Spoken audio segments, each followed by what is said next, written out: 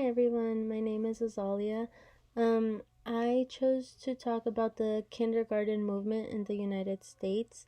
So, on Chapter 2 from Effective Practices in Early Childhood Education, it stated that in the 20th century, kindergarten was fought and advocated to be part of public schools. This is by Brede Bredekamp and Joseph in 2024.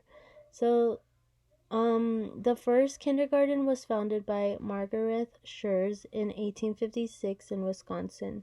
So she started a German speaking school for the neighborhood.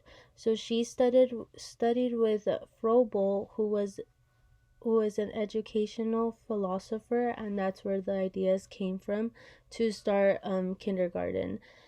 And so later she met Elizabeth Palmer Peabody, um, who had a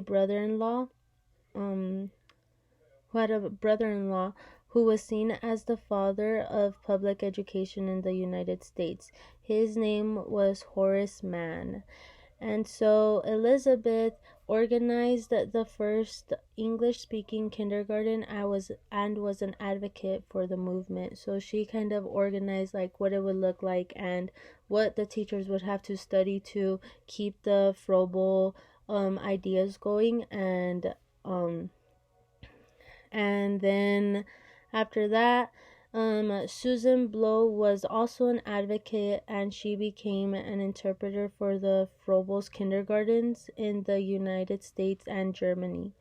So, she was there helping and advocating for all of these kindergarten classes, and like I had mentioned before, Schurz Margaret Schurz, the first kindergarten school that she started, or class that she started, was in German, and then eventually they made one in English. So Susan Blow and William Harris founded the first public school kindergarten in 1873, and then they launched 50 kinder classes after that.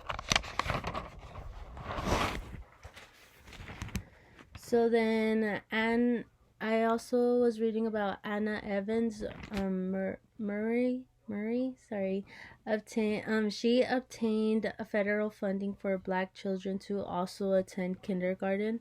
So they all really worked together to get kindergarten started and get more education for kids, because back then school started when children were 7, and I believe they said William Harris, which was one of the ones that funded the first public kindergarten class.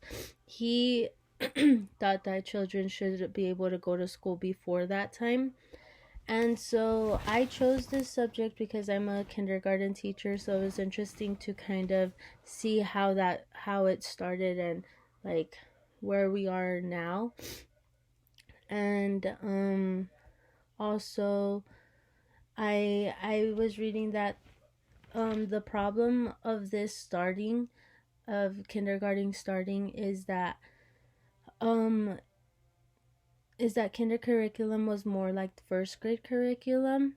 And I have also kind of heard this from like my coworkers who are also kindergarten teachers, that they have been working as a kinder teacher for about more than 30 years, and they say that it's more like our kinder kids are being taught first grade curriculum.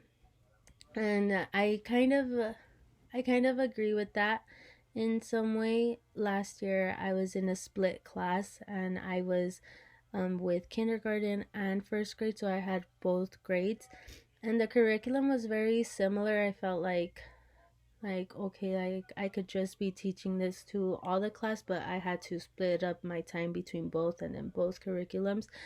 And sometimes even this year I feel like I'm like, can my students really do this? Like, I feel like they're asking a lot of them, and it can be difficult and overwhelming for them sometimes. I know we want to set them up for success and not give them too easy of a task, but also not make it too hard. And so that's kind of what I have seen. And so yeah, I just felt like it was interesting to read about the grade that I'm teaching, and it's great that now it's been available for kids to be able to go, because there's also I was also reading that some parents would have to be at home teaching them, and like, pretty much getting them prepared for school, and then they were able to start going when they were 7 years old. So yeah, that's the topic that I decided to focus on. Um, I hope I was able to kind of summarize it for you guys. I know I say a lot, so I hope to get better with that throughout the semester. But yeah, so thank you.